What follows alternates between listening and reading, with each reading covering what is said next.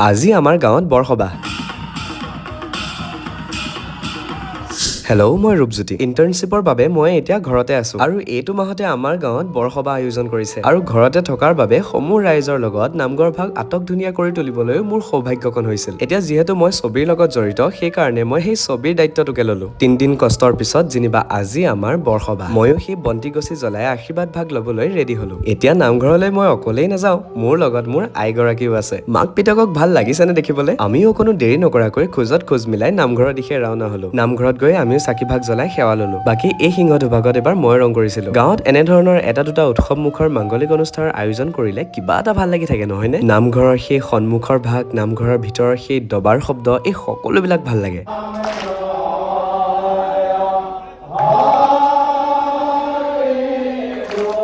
সঁচাকৈয়ে গুৰুজনাৰ এই আদৰ্শ কিমান যে ধুনীয়া, আৰু যে এই নামৰ শেষত সকলোৱে উঠি মেলি নাচি বাগি নাম লয়, কিমান যে ধুনীয়া লাগে, নহয়নে? তোমালোকে বাৰু এইকণ মুহূৰ্তৰ অংশীদাৰ হৈ পাইছানে? জনাবলৈ নাপাহৰিবা। দিনৰ সকলো কাম কাজ যেনিবা নিয়াৰিকৈ হৈ গ'ল। এতিয়া আকৌ সেই ৰাতি হোৱাৰ লগে লগে ভাওনা ভাগিৰো আয়োজন কৰা হৈছিল নহয়। অসমীয়া বুলি কোৱাৰ লগে লগে আমাৰ এয়াই পৰিচয় নহয় জানো? আৰু এই আদৰ্শ, এই পৰম্পৰা ৰক্ষা কৰা দায়িত্ব আমাৰেই। এইবাৰ পিছে মোৰ অহা দেৰি, সেইকাৰণে মই একো ভাও ল'ব নাপালো। কিন্তু ইয়াৰ আগৰবাৰ ৰামৰ চৰিত্ৰটি মই ৰূপায়ণ কৰিছিলো। সেয়া মোৰ প্ৰথমবাৰ আছিল যদিও সেই ভাওনাৰ আখৰা দিনৰ পৰা আৰম্ভ কৰি মূল নাট ভাগলৈকে এক বুজাব নোৱাৰা অনুভৱ থাকে। আই হোপ তোমালোকে আজিৰ ভিডিঅ'টো চাই ভাল পালা। এণ্ড অন্য এটা ভিডিঅ'ৰ প্ৰতিশ্ৰুতিৰে আজিলৈ আহিছো, তেতিয়ালৈকে মৰম দি যাবা।